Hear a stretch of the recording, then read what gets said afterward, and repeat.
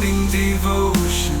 I'm forever yours.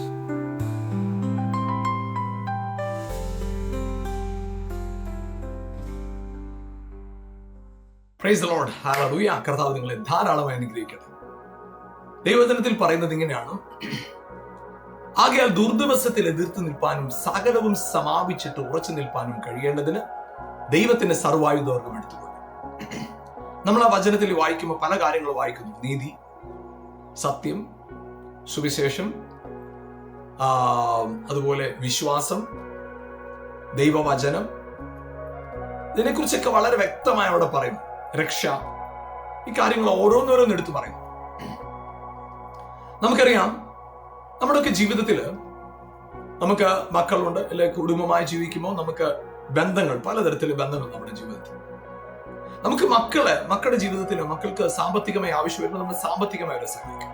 അപ്പൊ നമ്മളെ സാമ്പത്തികമായി സഹായിക്കുന്ന വ്യക്തിയാണ് നമ്മൾ പ്രൊവൈഡർ. എന്നാലും കുഞ്ഞ് ഒരാളാൽ ഉപദ്രവിക്കപ്പെടുന്നതിരിക്കണം, നമ്മൾ ഓടിച്ചെന്ന് ആ വ്യക്തിയെ രക്ഷിക്കുക. നമ്മളപ്പോ ആ സമയത്ത് രക്ഷകൻ.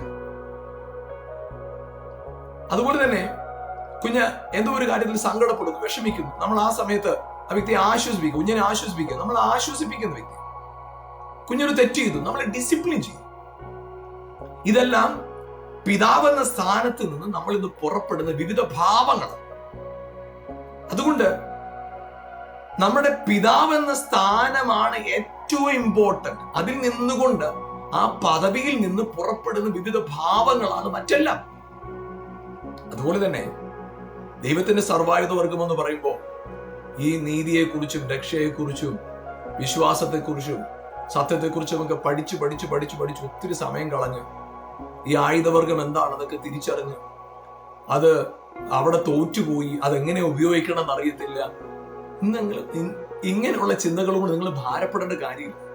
ഒരു കാര്യം മാത്രം തിരിച്ചറിഞ്ഞാൽ മതി: രക്ഷ ശിരസ്ത്രമായിട്ടും പാദം ചെരുപ്പന് സമാധാന സുവിശേഷത്തിലുള്ള ഒരുക്കം ചെരുപ്പാക്കിയും ധരിക്കാൻ പറയുമ്പോൾ നിങ്ങൾ മനസ്സിലാക്കേണ്ട വളരെ സിമ്പിളായ കാര്യം ഇത്രേ ഉള്ളൂ: എന്റെ തല മുതൽ പാദം വരെയും കർത്താവിനാൽ നിയന്ത്രിക്കപ്പെടുക. അങ്ങനെ നിയന്ത്രിക്കപ്പെടുന്ന സ്ഥലത്ത് ദൈവത്തിന് കീഴടങ്ങുകയും പിശാചിനോട് എതിർത്ത് നിൽപ്പിൻ. അപ്പോൾ അവൻ നിങ്ങളെ വിട്ട് ഓടിപ്പോകും. നമ്മൾ ദൈവത്തോട് ചേർന്നിരിക്കുന്നതാണ് സർവായുധ വർഗം എന്ന് പറയുന്നത്. കർത്താവാണ് നമ്മുടെ സർവായുധ വർഗം.